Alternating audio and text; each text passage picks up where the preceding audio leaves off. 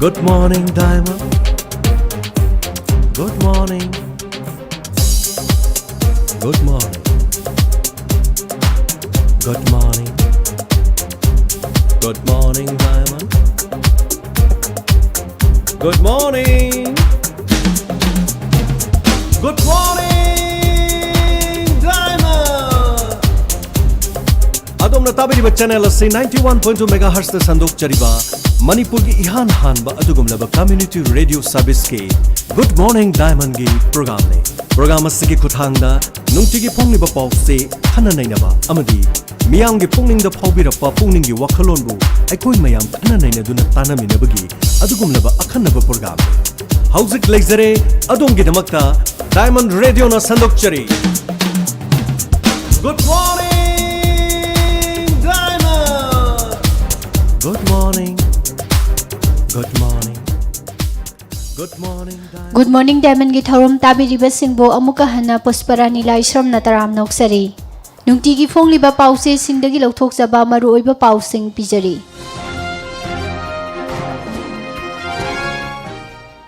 Kalen gi kunga mathoi ni panba yai farabang asi Englising ani kunga mathoi Jun gi tarik ama lebak pokpa numit asigi maru oiba pausing. Pokso amasung NDPS Act Amendment tawbagi tangai fadabalai haina e nautune sorina phongdokre aroiba toloptagi Chief Minister gi COVID-19 relief fund lupa lakh ama donate tawramle Manipur da sahi tara manga mathaki miyoi sada yangkhaiga manga da smikti hidak mana sisinai hairi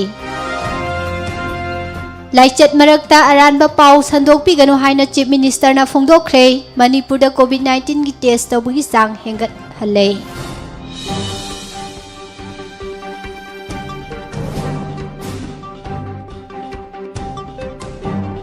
Tanker diver sing da sel gi mateng pangkhre hairi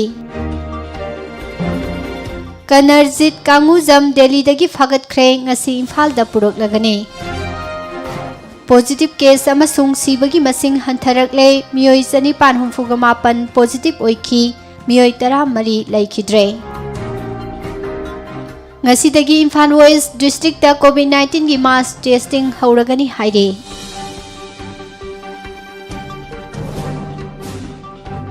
tara mathoi suba progressive day gi mangoi nana chairman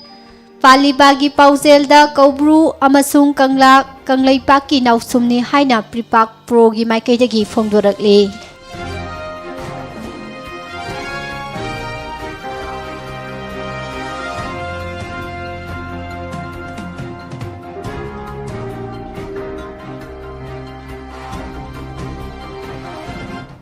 MU yauna Central University kunda regular vice chancellor lecturer Amadi Sagolban Thangmaiban Pasoi Gidi Cheng keji manga pigani haina lauthokna khre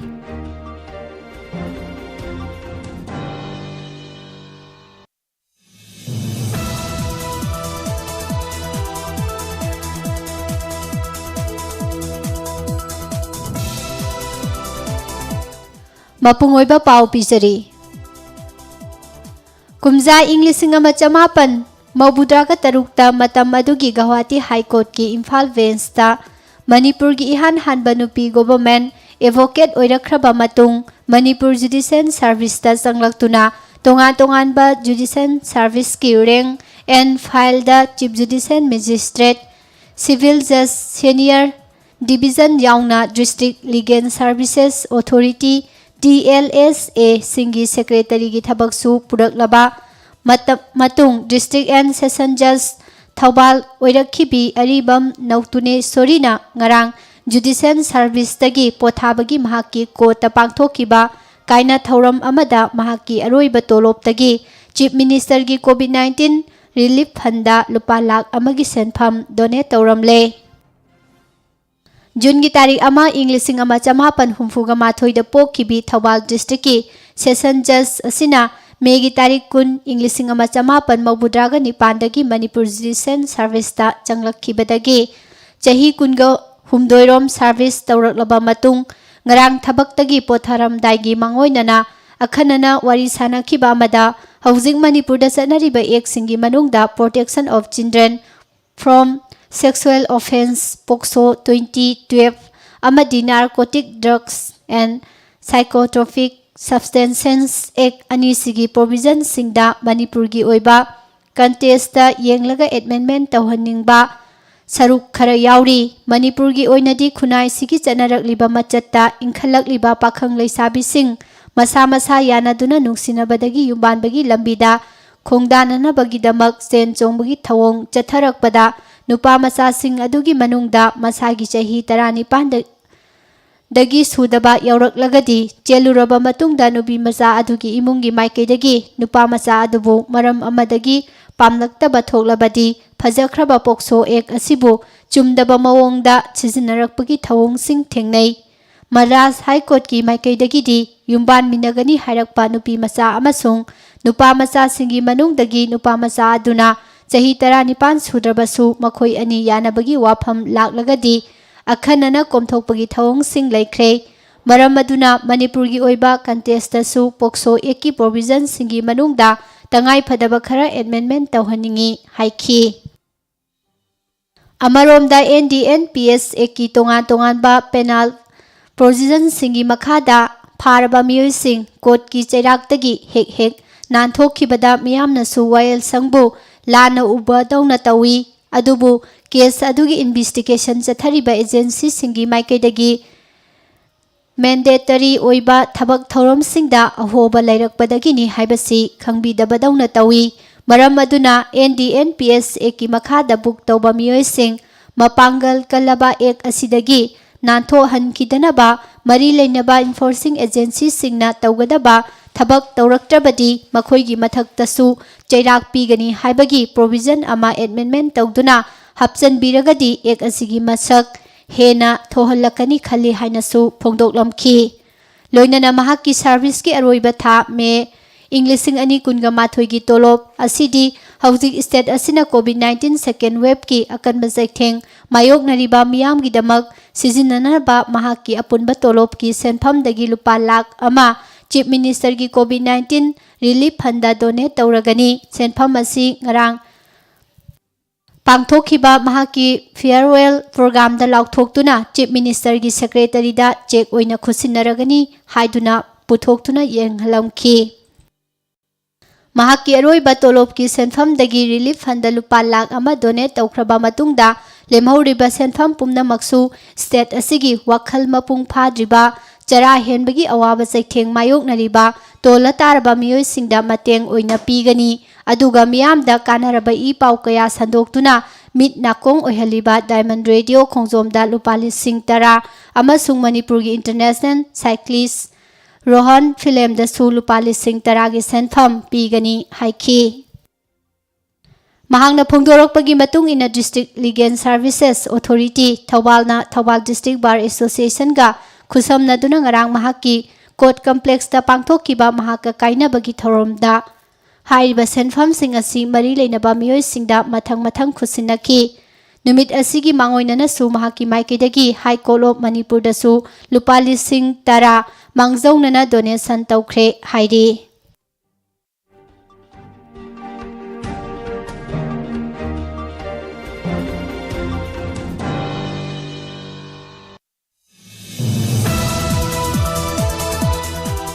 लमसांग एसीगी MLA अहुमलक ओइरमबगी मथक्ता minister फाबा ओइरमखिबा वांखैमयुम ब्रजबिदुना लैखिदबदा chief minister N बिरेना थमोइ सोंगना अवाबा फोंदोरकपगा लोइनना महाकी इमुंगी अवाबदसु सरुक यारी हाइरी मणिपुर यूनिवर्सिटी न सिंधुना ngarang नुथिल पुंग अनि तारकपदा महिकोल असिगी vice chancellor professor S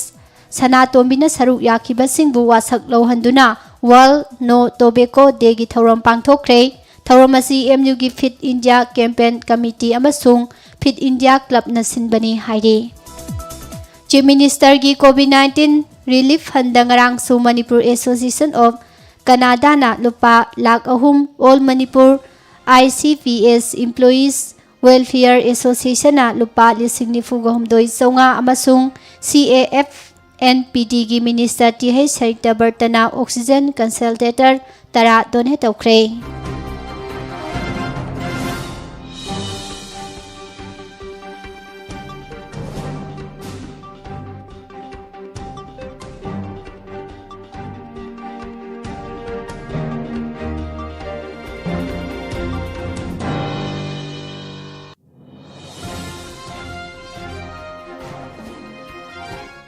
COVID-19 लाइचत पाउ अमा फोंगबदा पॉजिटिव ओइखिबा सिहनखिबा मसिंग खक्ता फोंबीबगी महत्ता नोमदा टेस्ट तौखिबगी मसिंग हानदगी यामना हेना टेस्ट तौरकलिबा अमसुंग लाइचत असिना नारंबदगी नोमगी फगलकलिबा मियोई मसिंगा पुन्ना हापिदुना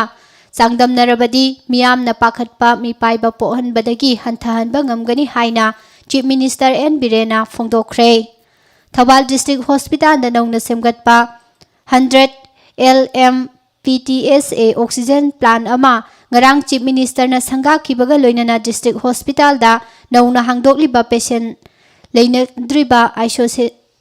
isolation center amasu hangdokpagi thoromda mahangna makha tana hai hana test tawramba sangdagi yamna hengana test masing tawnarakpana positive oibagi masing su hengalakli bani haiba wafam dusu miyam da khangan biu haiki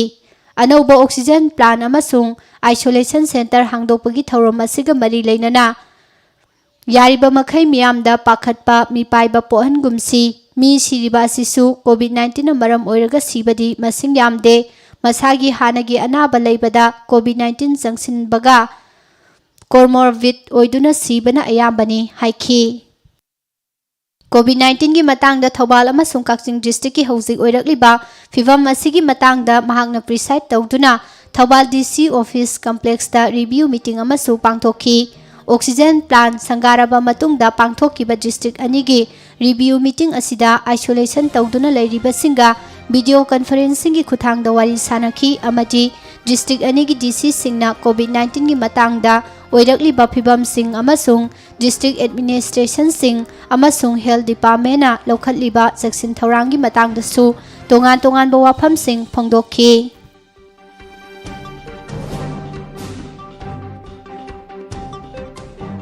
chief judicial magistrate CJM Imphal west नंगरांग Singjamei police station लौखतपा तोंगा तोंगानबा case मरीगा मरी लेनना फादुना मखोइगी custody दा थमलखिबा मियोई अनिबु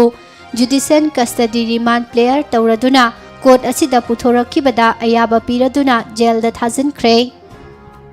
कोर्ट ना जेल दा थाजिनख्रबा मियोई सिंग असी मोंगसांगई मयाई लेकाइदगी वाइखोम हेमंता चाही 53 अपोकपा लैखिद्रबा W इबोतोंबी अमसुंग पुलिस स्टेशन असिना रेजिस्टर तौदुना लौखतपा केसदा मसागी सही 18 लोमदा मकसूरिबा नावरेम जुवितर अपोकपा M बिजेन कवा नावरेम लैकाइनी W हेमंतबुना महाकी फेसबुक अकाउंट दा मथोक चादबा कमेंटसिंग पीरुबगी मायोक्ता कंप्लेंट तौरकपदगी फगतखिबनी अदुगा एन जुबितरना फेब्रुवारी की तारीख 19 इंग्लिशिंग 2018 कवा हुइद्रोम लैकाइदगी लोंगजम पिक्तो चाही 63 अपोकपा लैखिद्रबा एल इबोतोनगी युम याउना कार अमा अमदी गोडाउन सिंगबा मई थारामी हाइबगी चार्जता फगतखिबनी हाइदे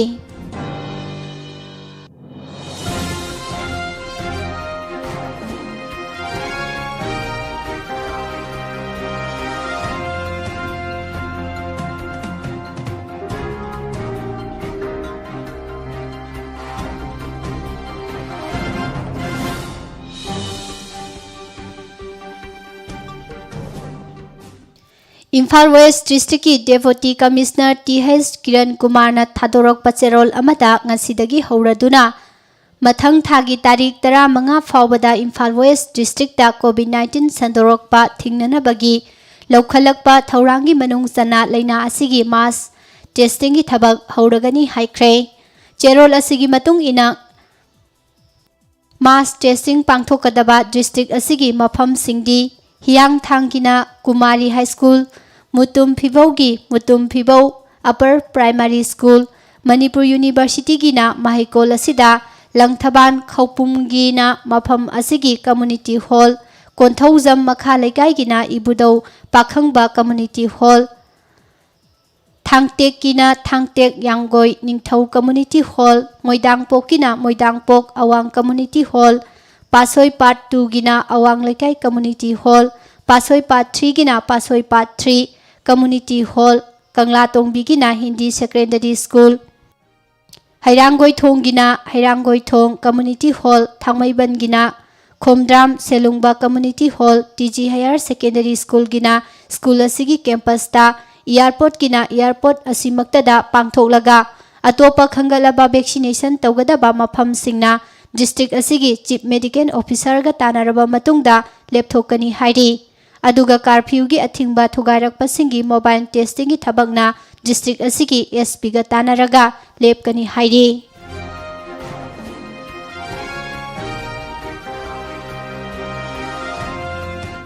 नहान ख्वाइदिगी मसिंग यामना कोविड-19 पॉजिटिव केस मसिंग लिसिंग अमा सुमना कुंथ्रागा निथोई थेंगनरगा मियोई 18 लैखिद्रबसु ngarang de hantharaktuna मियोई 454 खक्तमक पॉजिटिव ओइरगा मियोई 13 लैखिद्रे कोविड-19 कमल कंट्रोल रूम गी चेरोल अमदा हौखिबा पुंग कुनगा मरी की मनुंगदा मियोई 454 पॉजिटिव ओइबा थेंगनखिबनी मियोई सिंग असिगी मनुंगदा नुपा चामरिगा कुन नुपी चामरिगा निफु तरुक अमसुंग सेंट्रल आर्म पुलिस फोर्स की पर्सनल अहुम याउरी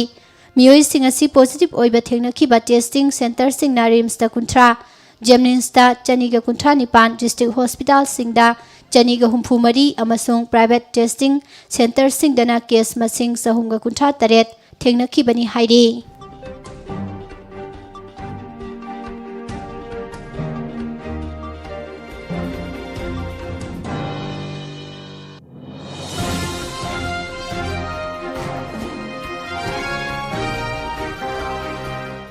इम्फाल ईस्ट डिस्ट्रिक्ट की sub divisional police officer Porompat M Suresh न लुसिंगबा मणिपुर पुलिस की टीम अमना दिल्ली पुलिस की स्पेशल सेल गा खुसम नदुना नोएडा दा चथकिबा रेड अमदा इंटरनेशनल यूथ कमिटी की चेयरमैन नि हाइजबा बासिखोंग लौमानबीदगी कनरजित कांगुजम सही 94 फागतले ngasidagiना सही मंगारोमगी ममांग एप्रिल की तारीख 15 इंग 2013 इम्फाल ईस्ट की चीफ जुडिशियल मजिस्ट्रेट न लौखटपा केस अमगा मरी लेनना मिरोड ओइरे हाइदुना लाउथोखिबा महाक नहान कंबाइन टीम मसिना फोर्जरी अमसुंग टीचिंग की चार्ज ता फागतखिबनी महाक की मथक्ता पोरोमपाट पुलिस स्टेशन तोंगा तोंगानबा केस अहुम रजिस्टर तौदुना लौखटखिबगी मथक्ता कुमजा इंग 2019 दा यूरोप एक्सचेंज यूथ प्रोग्राम पांगथोकनी हाइबगी मिंगदा महाकना नेपाल दगी प्रजेश कन्हाल कौबा माहिरोई अमदगी इंटरनेशनल कॉन्फ्रेंस असिदा सरुक याहनगनी हाइदुना लुपा 50 नमथाक तौरगा लौसिनखिबनी कॉन्फ्रेंस अदुसु कुमजा इंग 2019 दा पांगथोकलगनी हाइदुना यैथोखिबदगी ngasi फावबा पांगथोखिद्रबनी मरम असिदगी महिरोई असिना ममांगी कुमजा इंग 2020 दा नेपाल दा लेबा इंडियन एम्बेसीदा कंप्लेन अमा फाइल तौरकपदगी महाक की मथक्ता फेब्रुवारी की तारीख 13 इंग 2020 दा मिनिस्ट्री ऑफ एक्सटर्नल अफेयर्स ना कोग्नाइजेंस लौखिबनी लोइनना CJM इम्फाल ईस्ट ना मिरोनी हाइदुना एप्रिल की तारीख 15 इंग 2013 दा लाउथोखिबदगी दिल्ली की मफम असिदा महाक की मसानुपी इन्वायरमेंटल एक्टिविस्ट लिसी प्रिया याउना महाकी इमुंगी मियोइसिंग लेरखिबनी हाइरी एक्सटर्नल अफेयर्स मिनिस्ट्री अमसुंग पोरोमपाट PS ना लौखटखिबा केसिंग असिगी मतुंगदा महाकी खुंगुल लीदुना लाखिबदगी नहान फागतखिबनी महाक मरी लेनबा दिल्ली की कोर्टगी ट्रांजिट रिमांड लौरबा मतुंगदा ngasi numit yungba matungda इम्फालदा पुरकलगनी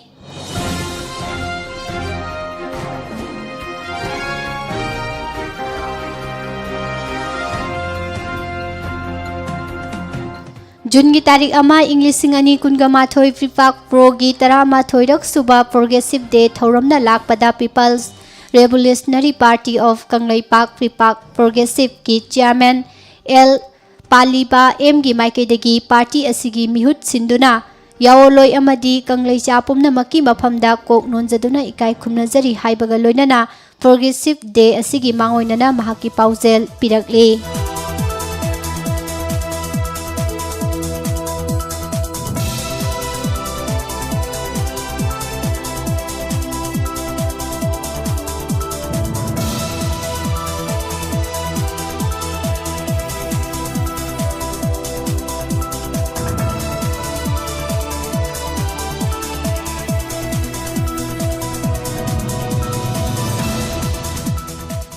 हौखिबा कुमजा इंग 1994 हौना वर्ल्ड हेल्थ ऑर्गेनाइजेशन WHO की मित्यंग मखादा चाही खुदिंगी मेगी तारीख 38 बु वर्ल्ड नो टोबेको हाइना पांगथोक्तुना लाकपगुम सही असिगी ओइनसु मालेमगी लेबाक कयादा नुमित असि मपुंग फाना पांगथोकनख्रे अदुबु स्टेट असिगी ओइनदी कोविड ना मरम ओइदुना स्टेट फंक्शन अमता पांगथोखिद्रे मालेमगी मियामदा हिदाक मनागी पोलमसिंग सिजिन्नदबा वाखलोन संदोकपा ओइना सही खुदिंगी लेप्तना पांगथोकनदुना लाकपा थौरमसी हंदकी सही असिगी ओइनदी कमिटी टू क्विट हाइबा थीमदा पांगथोकनखी अमरोमदा मियोइबगी हक्सेलदा यामना किनिंगाई ओइबा फिबम अमदा मणिपुरदा लैरिबा मसाई सही 15 गी मथक्ता लैबा अपुनबा मिसिंगी जादा 52.8 अमदी तोंगा तोंगानबा हिदाक मनागी पोलमसिंग सिजिनै हाइना ग्लोबल एडल टोबेको सर्वे TATS2 गी रिपोर्ट अमना हाइदे रिपोर्ट असिगी मतुंग इना इंडिया गी ओइना मियामना हिदाक मनागी पोलमसिंग सिजिनबगी चांग असि लेपा लैतना हेंगलकली मसीदा सुनतना हौखिबा चही इंग्लिशिंग अनि मापन तरादा फोंखिबा GATS की रिपोर्ट मणिपुर की ओइना सही 15 गी मथक्ता लैबा अपुनबा मियोइसिंगना हिदाक मनागी पोलमसिंग सिजिनबगी चांग असि 52.8 ओइरमबदगी हंदक इनौ नौबो ओइना हौखिबा चही इंग्लिशिंग अनि 19 दा फोंखिबा रिपोर्ट असिदा 52.8 यौखिबनी मसिना मरम ओइदुना लैबा असिगी ओइना हिदाक मना सिजिनबदा मणिपुरना अहुमसुबा मफमदा लैरे हिरम असिगी मतंगदा मणिपुर गवर्नमेंट की हेल्थ डिपार्टमेंट की फंगबा पाउगी मतुंग इना स्टेट असिदा हिदाक मनागी पोलम सिजिनबगी चांग हेंगलक्लबसु चुरु बिरिना सिंगबा मैखु थोकपा हिदाक मना सिजिनबगी चांगदी हंथरकली मसिमक अफबा खुदम अमनी हाइरी मरमदी मैखु थोकपा हिदाक मना असिना सिजिनरिबा मियोइसिंग अदु खक्ता नतना अतोपा महाकी अकोइबदा लैबा मियोइसिंगदसु महाकना कामथोरकपा मैखु अदु होंजिनबदगी मियोइ अदुसु चप मानना खुदोंग थिनिंगाई ओइहली असिगुम मैखु सिजिनबा मियोइसिंगना होंदोरकपा मैखु असिबो सेकेंड हैंड स्मोक हाइरगा खंगनै मालेमगी ओइना मैखु थोकपा हिदाक मना सिजिनबदगी चही खुदिंगी मियोइ लाख 40 सिरिबनी मसिगी मनुंगदा हिदाक मनागी पोटलमदी सिजिनदबा अदुबो कैंसन हेल्थ स्मोक होंजिनबना मरम ओइदुना मियोइ लाख 4 सिरिबनी हाइरे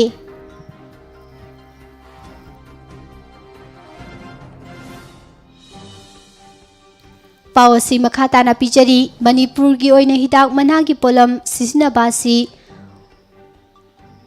क्वाजरदा हापलगा चाबासिना ख्वादिगी वांगना लैरी मरम असिना मणिपुरदा ओरल कैंसर स्मोमाक कैंसर अंगांग ओइबा ngamdabagi laina singba nabagi angakpa phangna hengalakli haina pau asina makha tari India gi oina sumioi crore 23 hena hidak managi polam sing sizinai masina maram oiduna chahi amada mioi lakh 10 hena laibak asida siri masigi manungda maikhu thokpa hidak mana sizinabana maram oiduna sikiba migi masing asi lakh 9 oiri loinana maikhu thoktaba अतई पोलम सिंग सिजिनबदगी सीबा मीगी मसिंगना लाख 2 ओइरी मसिना मरम ओइदुना मालेमगी ओइना मैखु थोकपा हिदाक मनागी पोलम सिजिनबदा लैकिद्रबा मीगी मसिंगी चादा 73 दी लैबाक असिदगी ओइरे हाइरे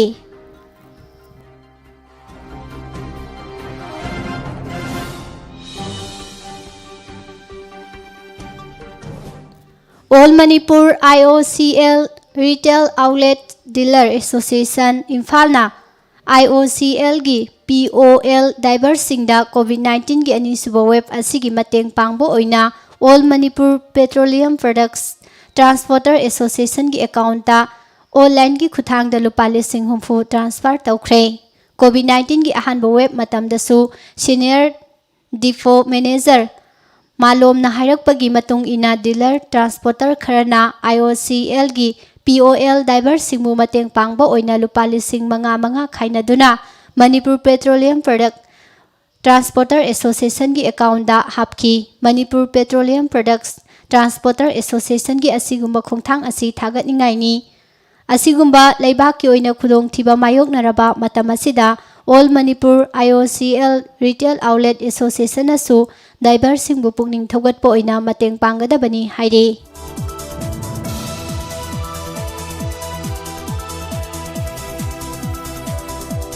इंडिया की ओइना पुन्ना सेंट्रल यूनिवर्सिटी निफु लेबगी मनुंगदा मणिपुर यूनिवर्सिटी याउना यूनिवर्सिटी कुंदा रेगुलर वाइस चांसलर लेतबदगी इंचार्ज सिंगना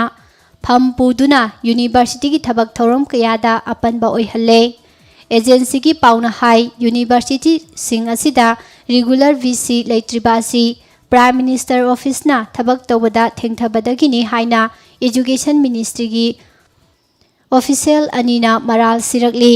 ऑफिशियल अनी असिना एजेंसी दा फोंदोरकपगी मतुंग इना रेगुलर वीसी की फम हांगदुना लेबा यूनिवर्सिटी तरानिथोई असिदा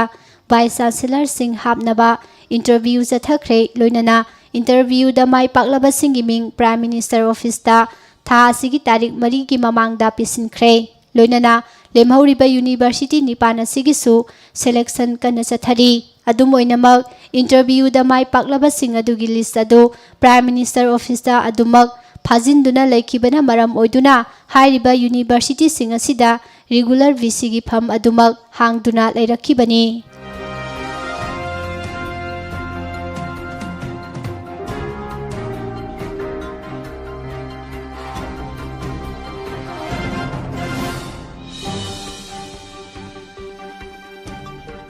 स्टेट असिगी असेंबली कॉन्स्टिट्यूएंसी खरदा प्रधानमंत्री गरीब कल्याण अन्न योजना की मखादा नपसा की काट पाइबसिंगदा चेंग केजी मंगा पीगदबनी हाइरगा सुना येंदबगी अचौबा वाथोक अमा लैरिंगेगी चेरक असिदा सगोलबन थामैबन अमसुंग पासोई असेंबली कॉन्स्टिट्यूएंसी सिंगी ओइनदी काट पाइबा नत्रगा पाइदबा थीदना चेंग केजी मंगा सुना फंगलगनी हाइना लाउथोकनख्रे वाफम असिगा मरी लेनना सगोलबन असेंबली कॉन्स्टिट्यूएंसी की एमएलए डॉक्टर आर.के. इमोना थादोरकपा वारोल अमगी मतुंग इना मणिपुरदा कोविड-19 की अवाबा मायोकनरिबा चैरक असिदा PMJKAY की चेंग कोटा हंथरकपगी खुदोंग चादबा मायोकनरी अदुम ओइनमक हौजिक मियामना वानरबा असिगी येंगलगा महाकी माइकेदगी लुपा लाख 13 रोमगी ओइगदबा चेंग क्विंटन 450 की मथक्ता लैसिंदुना नुमित निनी हुमनी की मनुंगदा युमथोंग खुदिंग येंथोंगनबा सेम सारे मसिगी मथक्ता चाखुम अमना नोमदा चंगदबा यादबा मना मसिंग अमदी थाउना सिंगबसु फंगनगनी हाइरे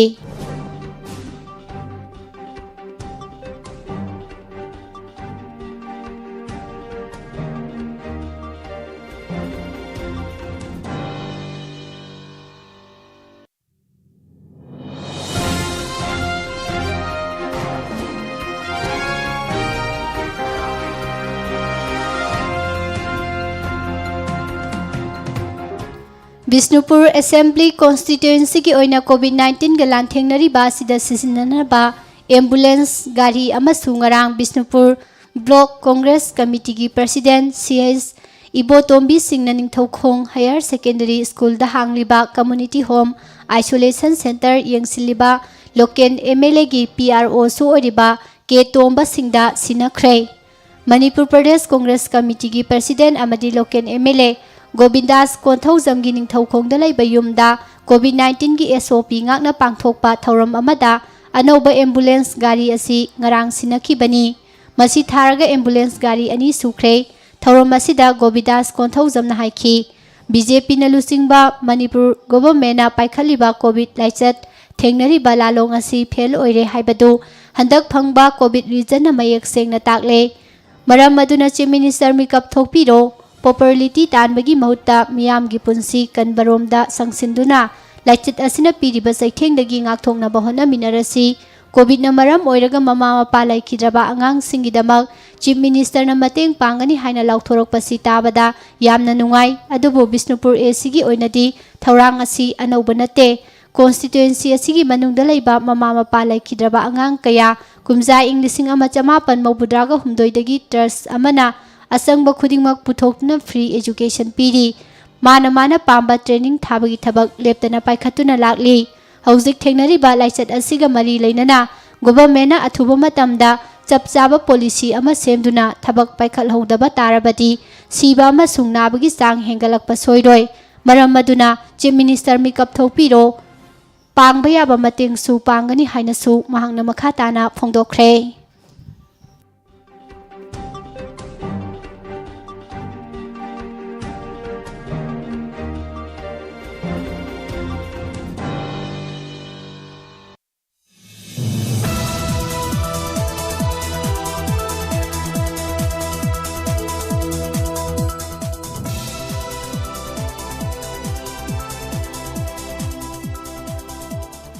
फ्रेस की निंगतंबा मदी फ्रेस की हक की मायोक्ता लेंगांगना लौखटपा सेडक्शन लो सिंगी मतंगदा करी करंबा चथबनो यंगसिलगनी हाइना लेबाग असिगी ख्वादिगी अवांगबा थाकी वायल संग ओइरिबा सुप्रीम कोर्ट ऑफ इंडिया ना फोंदोखरे YRS कांग्रेस 11 MP के रघु राणा कृष्ण राजूना वांगांगबगी थौरम अमा TV5 अमदी AVN अदाराज जयती हारिबा TV चैनल अनि असिगी पाउदा यावहलुबगी दमक मिचम मियाम लाना लमजिंग याबा यावी हाइबा मरालदा आंध्र प्रदेश पुलिसना केस अमा लौखटखिबनी लोइनना TV चैनल अनि असिगी माइकैदगिसु मखोइगी मथक्ता लौखलिबा FIR अदु कक्पिननबा सुप्रीम कोर्टा वकलखिबनी हाइरी केस असिगा मरी लेनना सुप्रीम कोर्ट ऑफ इंडिया की chief justice DY Chandrachud justice LA Rao अमदी S रविंद्र भाट की बेंचता हियरिंग चथरबा मतुंग प्रेस की निंगतंबा अमदी हक की मथक्ता लेंगाकना IPC सेक्शन 124A अमदी 153 की मखादा लौखलिबा सेडक्शन लो सिंग असिगी प्रोविजन सिंग अमोहना यंगसिनबगी मथौ तारे हाइना फोंदोखिबनी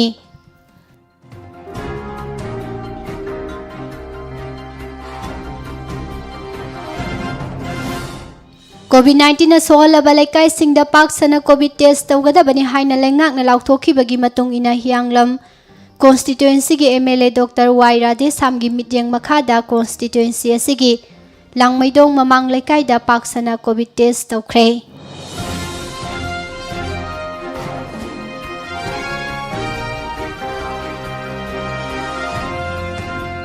स्टेट असिदा COVID-19 पॉजिटिव ओइबगी चांग लेपा लेतना हेंगलकलिबा मिसी मिना थोपगी चांग वांखलकलिबा सि लाक्सिननबा होनबदा तंगाई फदना लाइचत असि ngन्न खंगदोक्तुना लायंगबा मथौ ताई मरम असिना डिस्ट्रिक्ट खुदिंगमक्ता RT-PCR टेस्ट तौबगी खुदोंगचाबा लेहनबा मथौ ताई हाइना मणिपुर यूनिवर्सिटी की डिपार्टमेंट ऑफ बायोटेक्नोलॉजी की हेड प्रोफेसर लाइसम संजू कुमार ना फोंदोरकले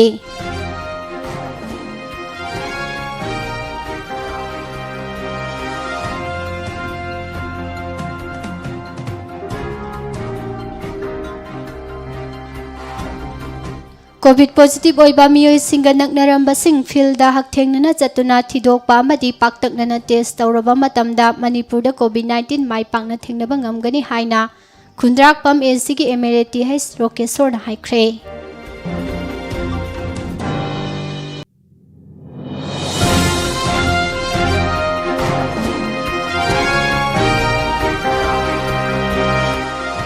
हौजी COVID-19 लेना लाइचत असी अंगकपा फंगना हेंगलकलिबा सिदा लेंगांगना लौरिबा थौदांग असी तपमल्ली वार फुटिंग द संगसिनबा मतम ओइरे COVID-19 लाइचत थेंगनबदा मोनोपोली सानबगी मथौ तादे खुदकता ऑल पॉलिटिकल की मिफम कौदुना खनाफम थोई हाइना CPI की स्टेट सेक्रेटरी L सोतिल कुमार ना फोंदोरकले इराबोट बावल द पांगथोकिबा पाउगी मिफम अमदा CPI की स्टेट सेक्रेटरी L सोतिल कुमार ना COVID-19 पॉजिटिव ओइरबा अनाबासिंगना लुपा लाख ना खुजिंग ओइदुना लायेंग लबा मतुंगदा लेखिदबा कया यावरे मरक असिदा प्राइवेट हॉस्पिटल सिंगी मरकता चाउंगना सेंदा लंबी ओंथोकनबा कया यावरे मखोइना मियामदगी ई चुबली ललोल इतिक तौबा कयानसु मियामदगी फोंगना ई चुबले फूड सिक्योरिटी एक्ट की मखादा मियामदा लेमना फंगनगदबा चेंग केजी 5 मे अमसुंग जुन थागी पीगदबादु हौजिक फावबा पीबीदबा AC कया यावरी चेंग केजी 5 सुना पीदबा कया सु यावरी मसीगी मथक्ता चेंग केजी अमदा लुपा अहुम दा पीगदबा नपसागी चेंग केजी 5 सुना पीदबा सु यावरी मसीगी मतांगदा लेंगांगना निंगथिना यंगसिनफम थोई हाइखी वांगजिंग टेंथा AC की MLA पाउनम प्रोजेन की मिजेंग मखादा covid care committee Wangjing Tentha अमदी टेंथा ग्राम पंचायत की कोविड टास्क फोर्स अनिगा डिस्ट्रिक्ट वेलफेयर ऑफिसर थौबालगा खुसमनरगा ngarang ayuktagi टेंथा खोंबान लेबा टेंथा मल्टीफ्रेसता कोविड वैक्सीनेशन प्रोग्राम पांगथोकिबगा लोइनना टेंथा GP की मनुंगदा लेबा मियोय चनी की मथक्ता वैक्सीन कापथोखरे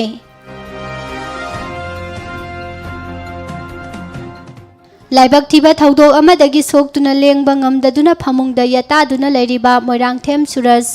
सही कुमाथोई अपोकपा लेकिद्रबा एम चावबा कक्सिंग वारी सेनापति लेकाई मोइरांगथेम परेंग हारिबा मियोय असिगी अना लाहेंगबदा मतेंग ओइननबा ꯁꯦꯜꯒꯤ ꯇꯦꯡꯕꯥꯡ ꯄꯤꯈ꯭ꯔꯦ ꯍꯥꯏꯔꯤ voice of Kakching VOK WhatsApp ꯒ꯭ꯔꯨꯞꯀꯤ ꯃꯦꯝꯕꯔ ꯈꯔꯅ ꯈꯥꯏꯒꯠꯅꯔꯛꯄ ꯂꯨꯄꯥ 3,000 ꯀꯣꯚꯤꯗ ꯔꯦꯁꯄꯣꯟꯁ ꯐꯟ ꯀꯛꯆꯤꯡꯅ ꯂꯨꯄꯥ 3,000 ꯑꯃꯁꯨꯡ ꯁꯦꯅꯥ ꯌꯨꯠ ꯇ꯭ꯔꯁ SYTꯒꯤ ꯃꯦꯝꯕꯔꯁꯤꯡꯅ ꯄꯤꯕꯤꯔꯛꯈꯤꯕ ꯇꯦꯡꯕꯥꯡꯒꯤ ꯂꯨꯄꯥ 4,500 ꯑꯃꯒ ꯄꯨꯟꯅ ꯂꯨꯄꯥ 13,900 ꯉꯔꯥꯡ ꯁꯨꯔꯖꯀꯤ ꯑꯄꯣꯛꯄꯤ ꯃꯣꯏꯔꯥꯡꯊꯦꯝ ꯁꯔꯤꯇꯥꯗ ꯈꯨꯠꯁꯤꯟꯅꯈꯤ ꯂꯥꯏꯕꯛ ꯊꯤꯕ ꯊꯧꯗꯣꯛ ꯑꯁꯤꯗ ꯁꯣꯛꯄꯗꯒꯤ ꯐꯃꯨꯡꯗ ꯌꯥꯇꯥꯗꯨꯅ ꯂꯩꯔꯤꯕ ꯁꯨꯔꯖꯅ ꯁꯅꯥ ꯁꯥꯕ ꯌꯥꯎꯗꯨꯅ ꯑꯄꯣꯛꯄꯤ ꯃꯃꯥꯒ ꯇꯥꯊꯣꯛ ꯇꯥꯁꯤꯟ ꯇꯧꯅꯗꯨꯅ ꯏꯃꯨꯡ ꯑꯗꯨ ꯄꯨꯗꯨꯅ ꯂꯥꯛꯈꯤꯕꯅꯤ ꯁꯨꯔꯖꯀꯤ ꯑꯅꯥꯕ ꯑꯁꯤ ꯑꯊꯨꯕꯗ ꯐꯒꯠꯂꯛꯇꯨꯅ ꯃꯍꯧꯁꯥꯒꯤ ꯄꯨꯟꯁꯤꯗ ꯑꯃꯨꯛ ꯍꯜꯂꯛꯄ ꯑꯣꯏꯔꯁꯅꯨ ꯍꯥꯏꯅꯁꯨ VOK ꯀꯣꯚꯤꯗ ꯔꯦꯁꯄꯣꯟꯁ ꯐꯟ ꯑꯃꯁꯨꯡ SYTꯒꯤ ꯃꯥꯏꯀꯩꯗꯒꯤꯁꯨ ꯇꯥꯏꯕꯪ ꯃꯄꯨꯒꯤ ꯃꯐꯝꯗ ꯊꯧꯅꯤꯖꯔꯤ ꯍꯥꯏꯔꯤ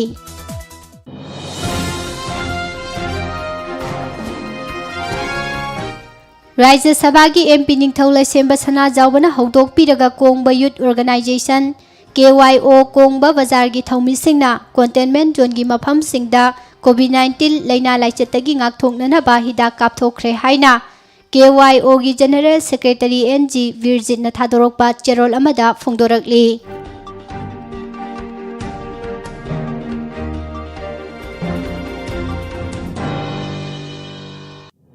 ꯇꯝꯊꯤꯔꯕ COVID-19ꯒꯤ ꯑꯅꯤꯁꯨꯕ ꯋꯦꯕꯅ ꯃꯤꯑꯣꯏꯕ ꯀꯌꯥꯒꯤ ꯄꯨꯟꯁꯤ ꯄꯤꯈꯝꯅꯍꯟꯈ꯭ꯔꯕ ꯑꯃꯁꯨꯡ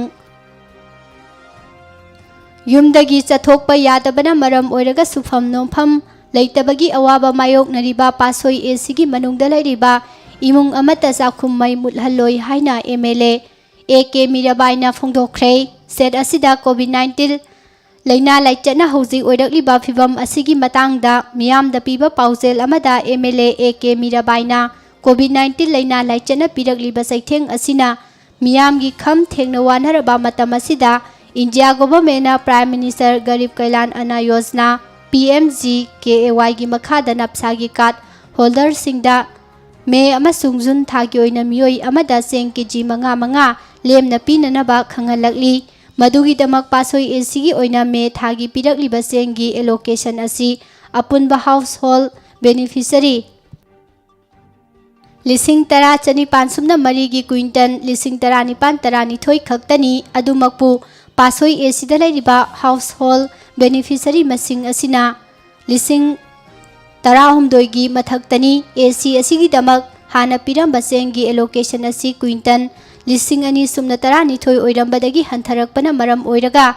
ꯅꯞꯁꯥꯒꯤ ꯍꯥꯎꯁꯍꯣꯜ ꯕꯦꯅꯤꯐꯤꯁꯔꯤ 18,000 ꯔꯣꯝ ꯑꯁꯤꯗ ꯌꯦꯟꯊꯣꯛꯄꯗ ꯃꯤꯑꯣꯏ ꯑꯃꯗ ꯆꯦꯡ KG 3ꯒꯤ ꯆꯥꯡꯗꯒꯤ ꯍꯦꯟꯅ ꯐꯪꯗꯦ ꯂꯩꯉꯥꯛꯅ ꯄꯤꯔꯛꯂꯤꯕ ꯆꯦꯡꯒꯤ ꯑꯦꯂꯣꯀꯦꯁꯟ ꯑꯁꯤꯅ ꯅꯞꯁꯥꯒꯤ ꯀꯥꯔꯗ ꯍꯣꯜꯗꯔ ꯑꯄꯨꯟꯕ ꯃꯤꯁꯤꯡ 53,000 ꯔꯣꯝ ꯑꯁꯤ ꯈꯛꯇꯗ ꯌꯦꯟꯊꯣꯛꯈ꯭ꯔꯕ ꯃꯇꯨꯡꯗ ꯂꯦꯝꯍꯧꯔꯤꯕ AC ꯑꯁꯤꯒꯤ ꯃꯤꯑꯣꯏ 19,019 ꯂꯣꯝꯗꯤ ꯆꯔꯥ ꯍꯦꯟꯗꯨꯅ ꯂꯩꯒꯗꯧꯔꯤꯕ꯭ꯔꯥ ꯍꯥꯏꯕꯁꯤ ꯑꯆꯧꯕ ꯋꯥꯍꯪ ꯑꯃ ꯑꯣꯏꯔꯤ ꯂꯥꯏꯔꯕ ꯅꯞꯁꯥꯒꯤ ꯀꯥꯔꯗ ꯄꯥꯏꯗꯕ ꯏꯃꯨꯡ ꯀꯌꯥ ꯑꯃꯁꯨ ꯂꯩꯔꯤ ꯆꯦꯡ ꯂꯩꯔꯕꯁꯨ ꯂꯩꯒꯦ ꯍꯥꯏꯕ ꯐꯪꯗꯕ ꯀꯌꯥ ꯂꯩꯔꯤꯕꯁꯤꯡ ꯑꯁꯤ ꯆꯞ ꯃꯥꯟꯅꯕ ꯃꯤꯠꯌꯦꯡꯗ ꯌꯦꯡꯗꯕ ꯌꯥꯗꯦ ꯂꯩꯅꯥ ꯂꯥꯏꯆꯠ ꯑꯁꯤꯅ ꯃꯤꯁꯤ ꯃꯤꯅꯥ ꯊꯣꯛꯍꯟꯕꯗ ꯅꯠꯇꯅ ꯅꯥꯍꯜꯂꯛꯇꯨꯅ ꯄꯤꯔꯛꯂꯤꯕ ꯆꯩꯊꯦꯡꯁꯤꯡ ꯈꯥꯡꯂꯤꯉꯩ ꯆꯩꯔꯛꯇ ꯆꯥꯛꯈꯨꯝ ꯀꯌꯥ ꯃꯩ ꯃꯨꯠꯂꯒꯗ꯭ꯔꯥ ꯍꯥꯏꯕꯒꯤ ꯃꯤꯄꯥꯏꯕ ꯂꯩꯔꯤꯕ ꯑꯁꯤꯗ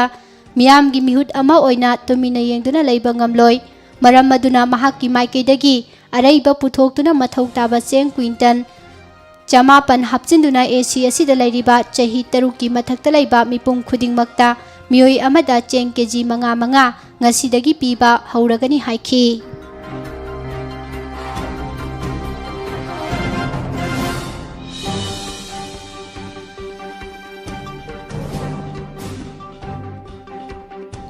ꯂꯝꯗꯝ ꯑꯁꯤꯗ ꯃꯤꯌꯥꯝꯅ ꯍꯤꯗꯥꯛ ꯃꯅꯥꯒꯤ ꯄꯣꯠꯂꯝ ꯁꯤꯖꯤꯟꯅꯔꯒꯨꯝꯁꯤ ꯑꯃꯗꯤ ꯌꯣꯟꯒꯨꯝꯁꯤ ꯍꯥꯏꯕ ꯐꯤꯔꯦꯞ ꯂꯧꯃꯤꯟꯅꯔꯁꯤ ꯍꯥꯏꯅ Manipuri student federation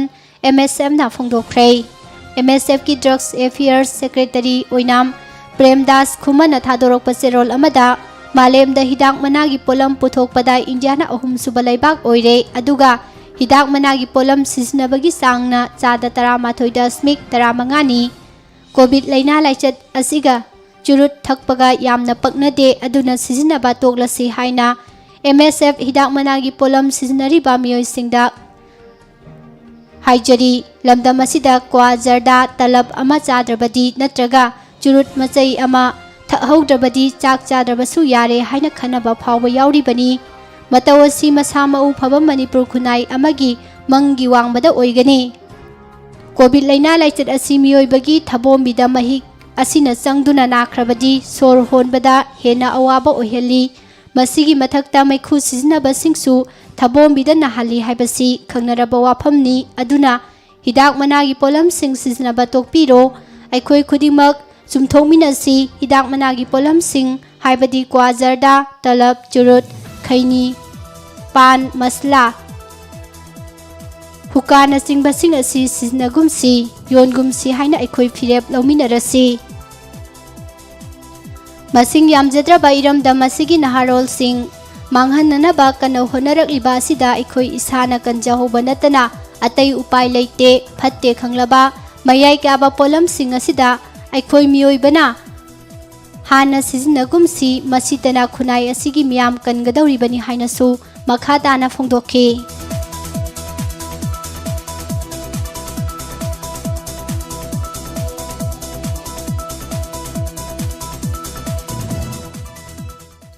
Artist Training Cum Educational Research Center ATEREC na sinduna pangthokkiba nipalak suba Open Manipuri Model Song Competition ing 2018 gi ahanba round top 19 selection taure West Lilisis Award 2021 na sumkham Narmadana iba maithongda momon noktuna haiba asida piragani West Popular People's Choice Award 2021 na maithongda momon noktuna hairiba isai asi sakhiba Olympia Gurumayumda piragani haina ATEREC gi secretary Okendro Khundongbamna thadorakpa cherol amada phongdorakli isai gi maramda thoidokna khang hairaba juri ahumna kupna yengsinduna khangalaba top 19 Liklai Ngambi Longjam Olympia Gurumayum Martina Leisangthem Laisrom Rohit Kundrakpam Elia Namairakpam Vidyananda Moirangthem Samananda Remsan Naurem Arti Aribam Dayabati Konthaujam Laisrom Amarjit Linda Khaidem Warekpam Bhagat Salam Doli Mangiras Nongthongbam Akham Robinson Kaisam Yaiphabi Irom Payal amasung Jenita Leisangthemni competition asigi final round di stage performance ta pangthokadabana hauzik COVID-19 pandemic na maram oiraga miyam punba yaraba matamda lauthoksagani hainasu cherol asna makha tana khanghalakli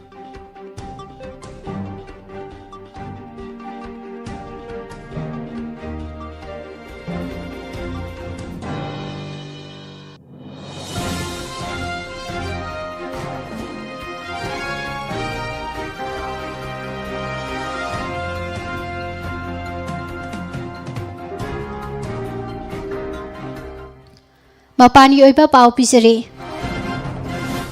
Masagi sahi yankai suraba drug addict amani haina miyamna khangnaraba miyoi amana saurakpadagi mahaki apokpa mama hatkre mahaki mamagi mingda laiba ingkhol yonsi yadabadagi sauduna drug addict asina mama bo hatkibani haide Vaccine policy gi matangda Supreme Court na ningthokaba numita center da wahang kaya hangduna takhatkre amasung vaccine dose awat palaiba mamal lepagi wafam vaccination gi registration amasung laibak asigi khungangi lamsingda vaccine kapa watpana chingba government ki asoiba kaya puthokre haire West Bengal gi Chief Minister Mamta Banerjee amasung Prime Minister Narendra Modi gi maramda muknaba hengalakpagi maru oiba khongthang amada state asigi top officer Alapan Center da report tawbagi mahutta ningthokaba numita Chief Secretary phamdagi resign tawkhre RTI reply amagi matung ina India na May gi tarik 5 dagi mapanda vaccine thadokpa leptuna lakli mapanda vaccine thadokpagi wafam asida politician gi charangna bathoktuna leire haire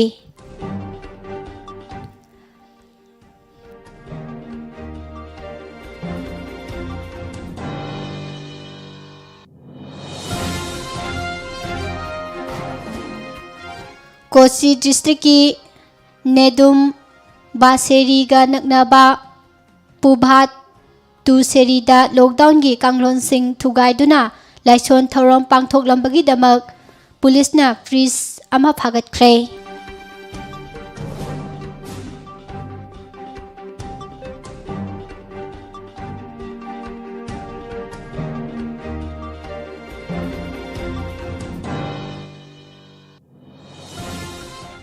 ꯖꯔꯅꯦꯂꯤꯁꯁꯤꯡ ꯑꯃꯁꯨꯡ ꯃꯈꯣꯏꯒꯤ ꯏꯃꯨꯡꯒꯤ ꯃꯤꯑꯣꯏꯁꯤꯡ vaccine ꯂꯦꯝꯅ ꯀꯥꯞꯄ ꯌꯥꯒꯗꯕ ꯋꯥꯛ-ꯏꯟ ꯀꯣꯚꯤꯗ-19 vaccination facility ꯑꯃ ꯅꯤꯡꯊꯧꯀꯥꯕ ꯅꯨꯃꯤꯠꯇ ꯗꯦꯜꯂꯤꯒꯤ ꯆꯤꯐ ꯃꯤꯅꯤꯁꯇꯔ ꯑꯔꯕꯤꯟꯗ ꯀꯦꯖ꯭ꯔꯤꯋꯥꯜꯅ ITOꯒꯤ ꯁꯥꯔꯚꯣꯗꯌꯥ ꯖꯅ ꯕꯤꯗ꯭ꯌꯥꯂꯌꯗ ꯍꯥꯡꯗꯣꯛꯈ꯭ꯔꯦ ꯍꯥꯏꯔꯤ꯫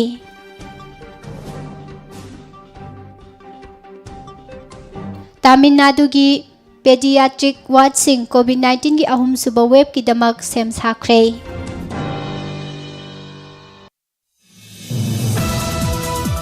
ꯕꯤꯍꯥꯔꯒꯤ ꯗꯔꯚꯪꯒ ꯃꯦꯗꯤꯀꯦꯜ ꯀꯣꯂꯦꯖ ꯑꯦꯟड ꯍꯣꯁꯄꯤꯇꯥꯜ DMCHꯗ ꯄꯨꯡ 24ꯒꯤ ꯃꯅꯨꯡꯗ ꯀꯣꯔꯣꯅꯥ ꯚꯥꯏꯔꯁ ꯄꯣꯖꯤꯇꯤꯚ ꯑꯣꯏꯔꯕ ꯊꯥ 2.5ꯒꯤ ꯑꯉꯥꯡ ꯃꯆꯥ ꯑꯃ ꯌꯥꯎꯅ ꯄꯨꯟꯅ ꯑꯉꯥꯡ 4 ꯂꯩꯈꯤꯗ꯭ꯔꯦ꯫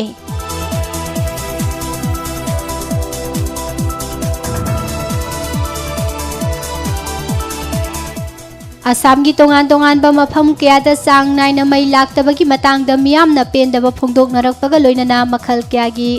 ꯀꯝꯄ꯭ꯂꯦꯟꯁꯤꯡ ꯇꯧꯅꯔꯛꯂꯤ꯫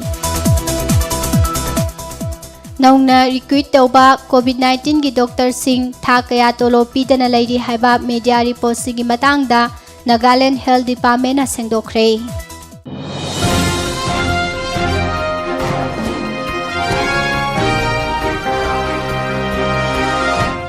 ꯇ꯭ꯔꯤꯄꯨꯔꯥꯗ ꯑꯣꯔꯒꯥꯅꯤꯛ ꯐꯥꯔꯃꯤꯡ ꯇꯧꯗꯨꯅ ꯄꯨꯊꯣꯛꯄ ꯀ꯭ꯋꯤꯟ ꯍꯥꯏꯅ ꯈꯪꯅꯕ ꯀꯤꯍꯣꯝ ꯚꯦꯔꯥꯏꯇꯤ ꯑꯁꯤ ꯁ꯭ꯇꯦꯠ ꯑꯁꯤꯗ ꯃꯔꯥꯡ ꯀꯥꯏꯅ ꯄꯨꯊꯣꯛꯄ ꯉꯝꯗꯨꯅ ꯀꯨꯝꯁꯤꯁꯨ ꯀꯤꯍꯣꯝ ꯀꯦꯖꯤ 800 ꯂꯣꯝ ꯗꯦꯜꯂꯤ ꯑꯃꯁꯨꯡ ꯇꯦꯂꯪꯒꯅꯥꯗ ꯊꯥꯈ꯭ꯔꯦ ꯍꯥꯏꯔꯤ꯫ ꯅꯥꯒꯥꯂꯦꯟꯗ ꯀꯣꯚꯤꯗ-19 ꯂꯩꯅꯥ ꯂꯥꯏꯆꯠ ꯂꯦꯞꯄ ꯂꯩꯇꯅ ꯁꯟꯗꯣꯔꯛꯂꯤꯕ ꯑꯁꯤꯒ ꯃꯔꯤ ꯂꯩꯅꯅ ꯅꯥꯒꯥꯂꯦꯟꯗ ꯂꯩꯉꯥꯛꯅ ꯄꯥꯏꯈꯠꯐꯝ ꯊꯣꯛꯄ ꯊꯕꯛ ꯊꯧꯑꯣꯡꯁꯤꯡ ꯃꯄꯨꯡ ꯐꯥꯅ ꯄꯥꯏꯈꯠꯇ꯭ꯔꯦ ꯍꯥꯏꯅ ꯑꯣꯄꯣꯖꯤꯁꯟꯗ ꯂꯩꯔꯤꯕ ꯅꯥꯒꯥ ꯄꯤꯄꯜꯁ ꯐ꯭ꯔꯟꯠꯅ ꯃꯔꯥꯜ ꯁꯤꯔꯛꯈꯤꯕꯒ ꯂꯣꯏꯅꯅ ꯂꯩꯉꯥꯛꯅ ꯆꯦꯛꯁꯤꯟꯗꯕꯗꯒꯤ ꯀꯣꯚꯤꯗ-19 ꯁꯟꯗꯣꯔꯛꯄꯒꯤ ꯆꯥꯡ ꯍꯦꯟꯒꯠꯂꯛꯄꯅꯤ ꯍꯥꯏꯅꯁꯨ ꯃꯔꯥꯜ ꯁꯤꯔꯛꯂꯤ꯫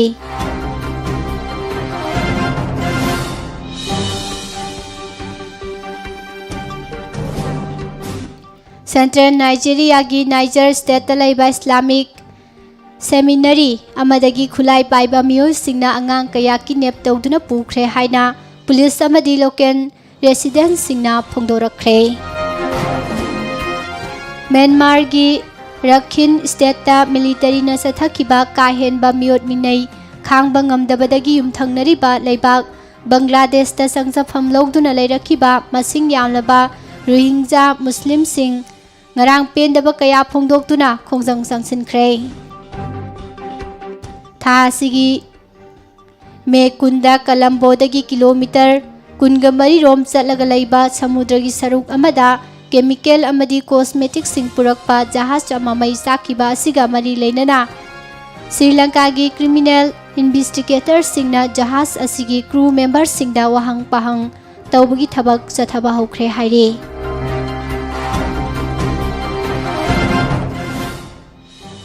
US ꯑꯃꯁꯨꯡ ꯗꯦꯟꯀꯥꯝꯅ ꯌꯨꯔꯣꯄꯤꯌꯟ ꯌꯨꯅꯤꯌꯟꯒꯤ ꯃꯀꯣꯛ ꯊꯣꯡꯕ ꯄꯣꯂꯤꯇꯤꯁꯤꯌꯟꯁꯤꯡꯒꯤ ꯃꯇꯥꯡꯗ ꯁ꯭ꯄꯥꯏꯌꯤꯡ ꯇꯧꯈꯤ ꯍꯥꯏꯅ ꯐꯣꯡꯗꯣꯛꯅꯔꯛꯂꯤꯕ ꯋꯥꯐꯝꯁꯤꯡ ꯑꯁꯤꯅ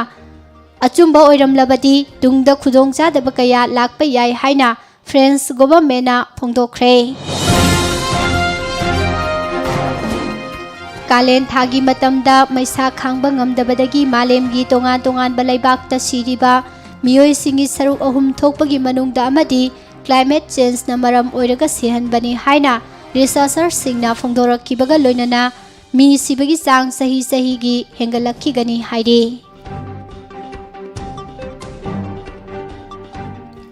ꯏꯖꯤꯞꯇꯀꯤ ꯏꯟꯇꯦꯂꯤꯖꯦꯟꯁ ꯆꯤꯐꯅ ꯄꯦꯂꯦꯁꯇꯤꯅꯤꯌꯟ ꯒ꯭ꯔꯨꯞꯁꯤꯡꯒꯤ ꯂꯤꯗꯔꯁꯤꯡꯒ ꯎꯅꯗꯨꯅ ꯍꯃꯥꯁ ꯑꯃꯁꯨꯡ ꯏꯖꯔꯦꯜꯒꯤ ꯃꯔꯛꯇ ꯃꯇꯝ ꯁꯥꯡꯅ ꯁꯤꯖꯐꯥꯌꯔ ꯊꯝꯅꯅꯕꯒꯤꯗꯃꯛ ꯋꯥꯔꯤ ꯁꯥꯅꯔꯤꯉꯩ ꯃꯔꯛꯇ ꯏꯖꯔꯦꯜꯅ ꯒꯖꯥ ꯁ꯭ꯇ꯭ꯔꯤꯞ ꯑꯃꯁꯨꯡ ꯖꯦꯔꯨꯁꯥꯂꯝꯗ ꯆꯠꯊꯔꯤꯕ ꯀꯥ ꯍꯦꯟꯕ ꯊꯕꯛ ꯊꯧꯑꯣꯡꯁꯤꯡ ꯈꯨꯗꯛꯇꯒꯤ ꯂꯦꯞꯀꯗꯕꯅꯤ ꯍꯥꯏꯅ ꯍꯃꯥꯁꯀꯤ ꯁꯦꯅꯤꯌꯔ ꯑꯣꯐꯤꯁꯤꯌꯦꯜ ꯑꯃꯅ ꯐꯣꯡꯗꯣꯔꯛꯂꯤ꯫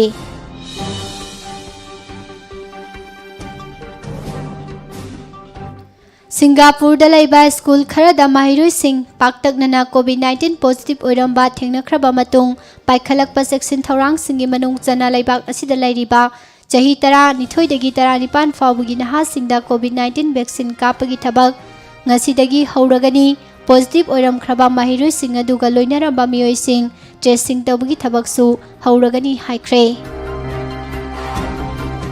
कुमजा इंग्लिसिंग अनि 15 ईरान यावना अतोपा शक्ति लेरबा लेबाकसिंगना तौनखिबा न्यूक्लियर डील अदुदगी हौकिबा कुमजा इंग्लिसिंग अनि 19 दा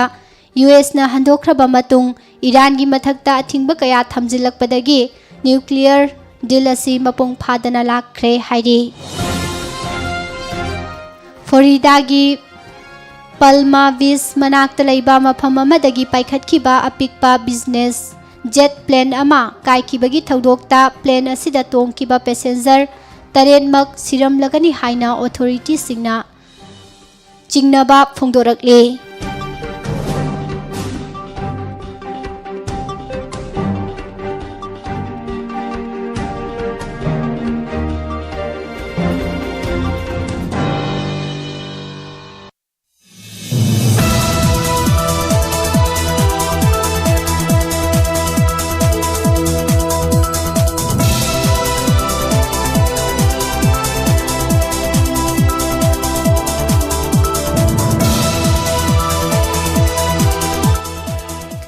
हौजेमुक सानबगी पाव खमिनसे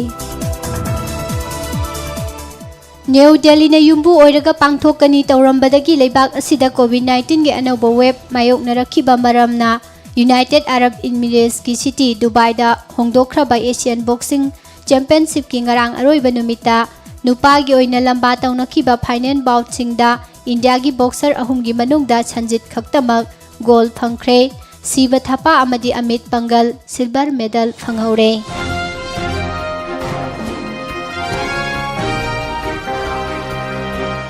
French open grand slam tennis tournament की ngarang anganbada sanakhiba nupigi singles की कांगलुपता टूर्नामेंट असिगी ममांग सही की चैंपियन ओइरिबी पोलैंड की आइगा सिवाटेकना महाकी टाइटल डिफेंड तौनबा होनबदा अहानबा राउंड माइ पाकबा ngamkhre नुपागी सिंगल्स कांगलुपता जापान की कई निशिकोरी अनिसुबा राउंड यौख्रे नुपी की फुटबॉल दा हंतकता वुमेन्स चैंपियंस लीग टाइटल फंगबा ngamkhraба स्पेन की फुटबॉल क्लब बार्सिलोना ना नहान अथेंगबदा सानाखिबा लेबाक असिगी ममिंग लेरबा फुटबॉल टूर्नामेंट स्पेनिश कप की फाइनल दा लिवांटेबु माइथिबा पिदुना सीजन असिदा टाइटल अहुम लौबा ngambagi मिंथोल फंगबा ngamkhre कजाख्स्तान की कोनुंग अल्माटी दा मथंग थादा पांगथोकदौरिबा कोसानोव मेमोरियल एथलेटिक कॉम्पिटिशन दा सरुक याबा फंगदुना इंडिया की मकोक थोंबा एथलीट सिंगना ओलंपिक गेम्स की दमक क्वालिफाई ओइबा याबगी खुदोंचाबा अदो फंगदौरी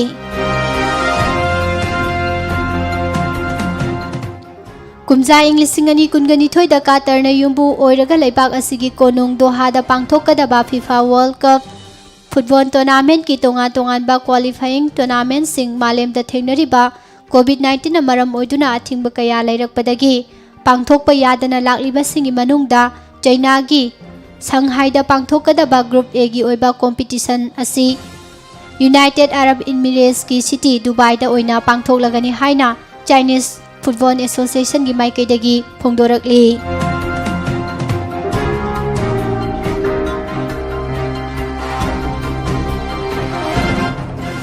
इंडिया की नुपी की टेबल टेनिस यूथ टीम की डबल सानरोई दिया सिटले अमसुंग स्वास्तिका घोषना नहान अथेंगबदा सानाखिबा world table tennis youth star contender tournament की फाइनल दा रशिया की प्लेयर नतालिया मालिनिना अमसुंग एलिजाबेथ इब्राहिमियान की मकुता माइथिदुना चाही 18 मखागी नुपी की डबल्स फाइनल दा रनर्स अप ताहौरे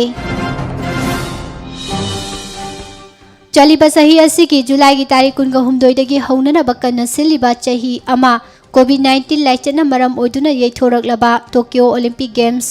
येंगबा लाकपा बाबोक सिंगना कोविड-19 वैक्सीन कापथोकपा नत्रगना टेस्ट तौबदा नेगेटिव ओइबगी रिपोर्ट पुरक्नबगी तांकक अमा यौरे हाइना मफम मसिदा फोंगबा पाउसे अमागी रिपोर्टना फोंदोरकली अमदी मथंग थागी तारीख 13 दगी जून की तारीख 10 फावगी ngakpigani जुलाई की तारीख 10 फावगी मनुंगदा अर्जेंटीना ने युम्बु ओइरगा पांगथोकदबा साउथ अमेरिका की ख्वाइदगी थाक वांगबा फुटबॉल टूर्नामेंट ओइरिबा कोपा अमेरिका कप कोविड-19 की लेरिबा अनोबो वेब असिना मरम ओइदुना साउथ अमेरिका फुटबॉल फेडरेशन ओइरिबा कॉन्मेबॉलना अर्जेंटीना दा टूर्नामेंट असि पांगथोकपदगी सस्पेंड तौख्रे लोइसलकपदा मरोइबा पाव अमुक हना पिजरे पोक्सो अमसुंग NDPS एक्ट अमेंडमेंट तौबगी तंगाई फदबा लई हाइना ए नौतुने सोरीना फोंदोखरे अरोइबा तोलोपतगी चीफ मिनिस्टर की कोविड-19 रिलीफ फंड लुपा लाख अमगी डोनेट तौरमले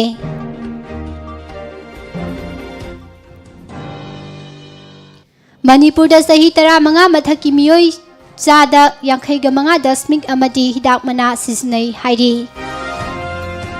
लाइचत मरक्ता अरानबा पाउ सदोपीगनु हाइना चीफ मिनिस्टर ना फोंदोखरे मणिपुर कोविड-19 की टेस्ट तौबगी चांग हेंगलकले हाइरी टैंकर ड्राइवर सिंगदा सेल की मतेंग पांगख्रे कोर्टना मियोई अनि जेल दा थाजिनख्रे हाइरी कनरजीत कांगुजम दिल्ली दगी फागतख्रे ngasi इम्फाल दा पुरकलगनी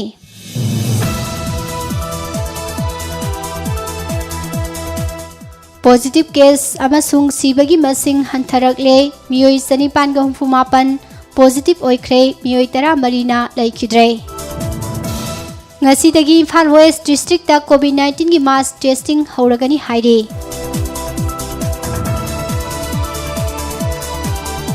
तरामाथोई सुबा प्रोग्रेसिव डे की मांगोइनना चेयरमैन पालीबागी पाउजेलदा कौब्रु अमसुंग कंगला कंगलैपाकी नाउसुमनी हाइना प्रिपाक प्रो की माइकैदगी फोंदोरकली